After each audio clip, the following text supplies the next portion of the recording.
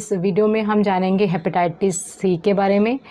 Hepatitis यानी आपके liver में होने वाला एक इन्फ्लेमेशन है जिसके कारण बहुत सारी तकलीफ़ें आ सकती हैं और पूरी डिटेल में आज हम जानेंगे हेपेटाइटिस सी के बारे में। साथ के साथ मैं आपको बताऊंगी कि हेपेटाइटिस सी में उपयोग की जाने वाली कौन सी दवाइयाँ हैं जिसका आप प्रयोग करके पूरी तरह से इस बीमारी से निकल सकते हैं। तो फ्रेंड, जो हेपेटाइटिस यानी जो लीवर का इन्फ्लेमेशन होता है, लीवर के सेल्स यानी हिपेटोसाइट्स का इन्फ्लेमेशन होता है, वो 4 तरह का होता है। Mostly hepatitis A, hepatitis B, hepatitis C और डी, ये 4 तरह के जो हेपेटाइटिस होते हैं इंसानों में और मंकीज़ में यानी बंदरों में पाए जाते हैं। इसके जो स्ट्रेन्स हैं, इनका जो नॉमेनक्लेचर है, इनका जो नेमिंग की गई है, ये किस तरह से आपकी बॉडी में एंट्री करते हैं, किस तरह से आपकी बॉडी के अंदर सिम्टम्स क्रिएट करते हैं, उसके आधार पर किया गया है। हेपेटाइटिस बी के बारे में मैंने पहले भी एक वीडियो बनाई है और आज का ये वीडियो रहेगा हेपेटाइटिस सी के बारे में। लेकिन साथ के साथ मैं आपको डिफरेंसेस ज़रूर बताऊंगी कि हेपेटाइटिस बी और हेपेटाइटिस सी में क्या अंतर रहता है।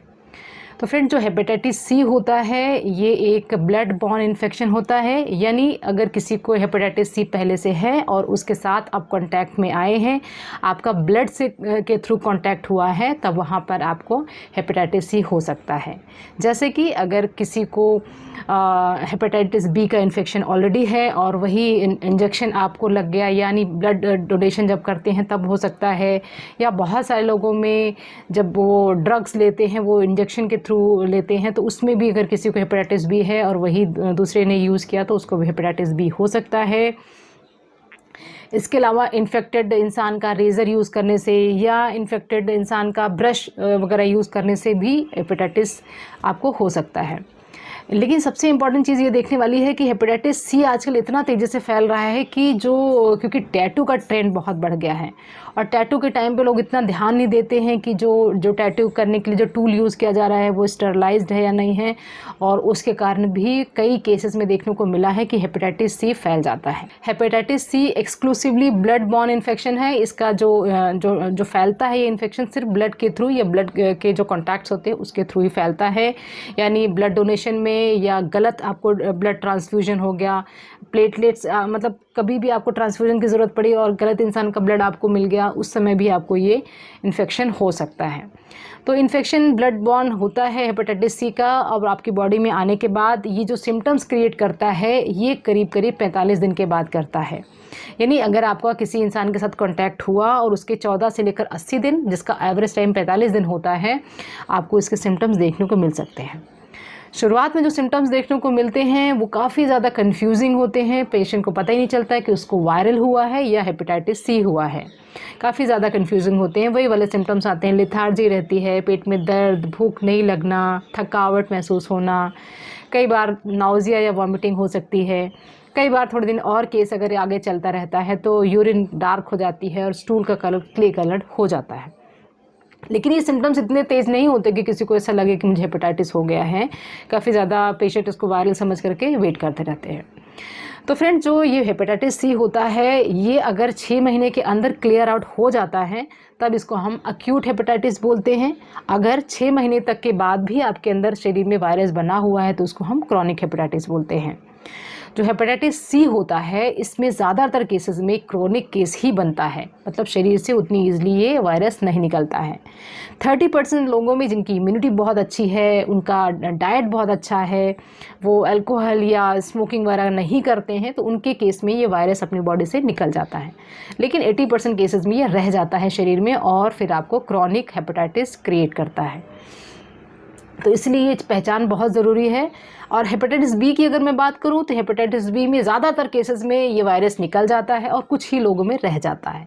तो वैसे तो हेपेटाइटिस बी एक ज़्यादा ही खतरनाक और फैटल फॉर्म ऑफ हेपेटाइटिस माना जाता है, लेकिन ज़्यादातर केसेस में वो एक्यूट फॉर्म में ही बाहर निकल जाता है, क्रॉनिक में कम जाता है। लेकिन जिसमें क्रॉनिक में जाता है उसमें काफ़ी फैटल रिजल्ट्स होते हैं। हेपेटाइटिस सी में ज़्यादातर लोगों को क्रॉनिक हो जाता है। क्रॉनिक मतलब 6 महीने से ज़्यादा होने के बाद भी आपके लीवर पर ये डैमेज करता रहता है। आपको सिरोसिस या लिवर कैंसर, बहुत ही रेयर केसेस में ये सब चीज़ें भी हो सकती हैं अगर प्रॉपर ट्रीटमेंट नहीं किया जाता है। तो इसके जो सिम्टम्स हैं, आपको पेट में दर्द, आपको भूख नहीं लगना, बदन में दर्द, ये सारे सिम्टम्स आपको देखने को मिलते हैं। इसीलिए इसको साइलेंट एपिडेमिक बोला जाता है। मतलब पता ही नहीं लगता कि पेशेंट को कोई परेशानी है और वो पेशेंट अपना रूटीन का काम करता रहता है और अंदर अंदर ही लीवर के सेल्स डैमेज होते रहते हैं, लीवर खोखला होता रहता है। अगर हम बात करें इसके इन्वेस्टिगेशंस की, तो इसके इन्वेस्टिगेशन में जो हेपेटाइटिस का वायरस होता है उसके लिए टेस्ट होते हैं अलग अलग तरह के। HbA1c का टेस्ट हो सकता है या आपका लीवर का अल्ट्रासाउंड भी कराया जाता है। फ्रेंड्स, तो ये सारी चीज़ें हैं आपके हेपेटाइटिस सी के केस में कि आपका ब्लड बॉर्न इन्फेक्शन है, तरह तरह के सिम्टम्स आते हैं, ज़्यादातर केसेस में क्रॉनिक हो जाते हैं और उसके बाद हम आपसे बात करते हैं कि इसके ट्रीटमेंट हम क्या ले सकते हैं। तो फ्रेंड्स, होम्योपैथी में बहुत सारी मेडिसिन्स हैं जो आप सिम्टम्स के आधार पर ले सकते हैं। यानी आपको सिम्टम्स आ रहे हैं, आपने इन्वेस्टिगेशन कराया, वहाँ पे हेपेटाइटिस सी आपका पॉजिटिव आया, तो उसके आधार पर आप कौन कौन सी दवाएं ले सकते हैं वो चलिए हम जानते हैं। पहली दवा जो लिवर के केस में दी जाती है वो है ब्रायोनिया। तो फ्रेंड्स, जो हमारा लिवर होता है उसमें 2 लोब्स होते हैं, राइट लोब और लेफ़्ट लोब। अगर आपके अल्ट्रासाउंड की रिपोर्ट में ऐसा आता है कि आपका राइट लोब अफेक्टेड है तो वहाँ पर जो दवा काम में आती है वो है ब्रायोनिया। अब ब्रायोनिया में क्या होता है कि पेशेंट को राइट साइड में, लिवर तो राइट साइड में होता है लेकिन उसके राइट साइड के भी राइट साइड ऑफ जो पार्ट होता है लिवर का उसमें उसको स्टिचिंग टाइप ऑफ पेन होता है। ऐसा लगता है कि कुछ वहाँ पर सिलने जैसा सा पेन होता है, स्टिच करता रहता है, टस टस सा उसको पेन होता रहता है। पेशेंट को इतनी प्यास लगती है कि वो इनफ वाटर पी नहीं पाता, ऐसा लगता है कि जितना भी पानी पी लो कम है, ये वाली फीलिंग उसको बनी रहती है। एक साथ में उसको बार बार ठंडा पानी पीने का मन करता रहता है। पेन उसको इतना ज़्यादा फील होता है राइट साइड में कि उसको लगता है कि बस वो एक जगह टिक करके बैठा रहे। अगर ये सारे सिम्टम्स रहते हैं तो हम ब्रायोनिया वहाँ पर दे सकते हैं। जो अगली मेडिसिन ऐसे केसेस में दी जाती है वो है फॉस्फोरस। फॉस्फोरस भी हेपेटाइटिस के केसेस में बहुत अच्छा काम करती है। इसमें हेक्टिक फीवर रहता है, मतलब फीवर भी कभी कभी शाम को उसको बार बार आता रहता है, फीवर जल्दी से जाता नहीं है। स्वेटिंग होती है इसमें, पेशेंट को हमेशा ठंडा पानी पीने का मन करता है और ठंडी चीज़ें खाने का मन करता रहता है और लिवर में कोई बहुत तकलीफ़ नहीं रहती, लेकिन हाँ एक हल्का सा उसको एक परेशानी सी ज़रूर लगती है, लेकिन वो पेन नहीं कह सकते, उसको soreness of the liver part रहता है। तो इसमें फ़ीवर के साथ में अगर सोरनेस बनी रहती है, पेशेंट हमेशा ठंडी चीज़ें मांगता है, तो इवन खाना भी वो गर्म नहीं खा सकता, ठंडा ही खाना खाना पसंद करता है, तो वहाँ पर हम फॉस्फोरस सोच सकते हैं। जो अगली दवा है वो है चेलिडोनियम। अब चेलिडोनियम एक बहुत ही फेमस दवा है जो सभी जानते हैं कि चेलिडोनियम को हम लीवर के किसी भी कंप्लेंट में देते हैं, चाहे वो आपका कोलेस्ट्रॉल बढ़ा हुआ हो, लीवर के एंजाइम्स बढ़े हुए हों, लीवर का साइज़ बड़ा हो, तो किसी भी तरह की परेशानी में, हेपेटाइटिस बी की परेशानी में भी चेलिडोनियम दिया जाता है। अब चेलिडोनियम में क्या होता है कि इसका जो दर्द होता है राइट साइड जो लीवर है वहाँ से पीछे साइड में, बैक साइड में जाता है। जो पेशेंट होता है उसको ऐसा लगता है कि जो गर्म चीज़ें हैं वो गरम गरम ही खाए, जैसे फॉस्फोरस में ठंडा खाने का मन करता है, गरम गरम चाय, गरम गरम पानी, सब कुछ वो गरम गरम ही खाना पसंद करता है, एकदम गरम गरम ही वो खा लेता है, वेट भी नहीं करता है, ही कैन नॉट वेट कि वो ठंडा हो जाए तब मैं खाऊं, बहुत जल्दी जल्दी खाना खाना पसंद करता है। और उसको जो दर्द होता है वो बैक साइड में जाता है और हमेशा उसको एक शूटिंग और टीयरिंग जैसा पेन होता है, जैसे लगता है कुछ यहाँ पे घुस आ रहा है, ऐसा महसूस होता है, तो हम चेलिडोनियम वहाँ पर दे सकते हैं। अगली जो दवा है वो है मेरिका सेरिफेरा। जो मेरिका सेरिफेरा है ये दिया जाता है again right side of the lobe, जो राइट लोब होता है लिवर का, उसमें काम करती है ये दवा। इसमें सेंसिटिवनेस बहुत ज़्यादा रहती है, पेशेंट को हमेशा राइट साइड में लेटने का मन करता रहता है, वो हमेशा जो लिवर साइड होता है उसको दबा करके लेटता है तब उसको आराम मिलता है।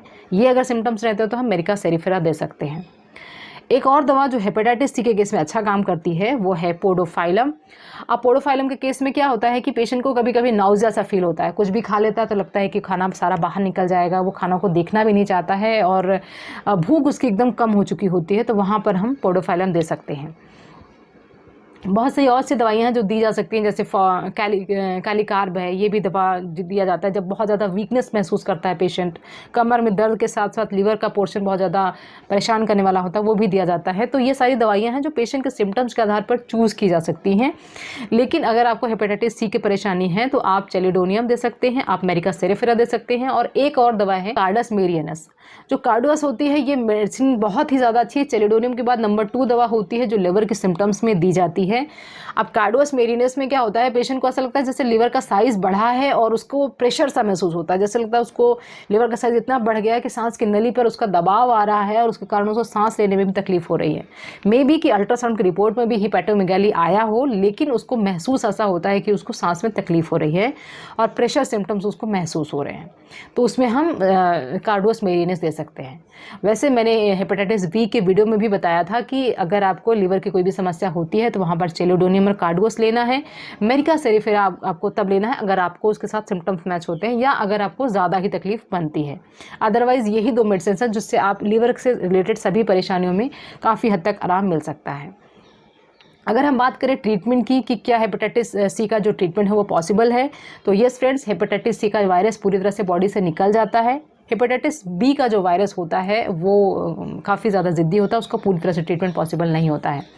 अगर हम बात करें हेपेटाइटिस सी की, तो ये पूरी तरह से ट्रीटेबल है, लेकिन इसका मतलब ये नहीं है कि आपको दोबारा इन्फेक्शन नहीं हो सकता है। पूरी तरह से अपना जो हाइजीन है वो मेंटेन करना है, प्रिवेंशंस आपको देखनी है, क्योंकि सारे मैंने कॉजेज़ बता दिए हैं कि किस कारण आपको ये हेपेटाइटिस सी हो सकता है। जो इन्फेक्टेड चीज़ें हैं उनसे आप दूर रहें, रेज़र, टॉवल, टूथब्रश, इवन आप जब बाल कटाने के लिए जाते हैं तो वहाँ पर भी आप चेक करें कि जो चीज़ें यूज़ कर रहे हैं, टूल्स यूज़ कर रहे हैं, वो स्टरलाइज्ड हैं या नहीं है। तो ये सारी चीज़ों का आपको बहुत ख्याल रखना है।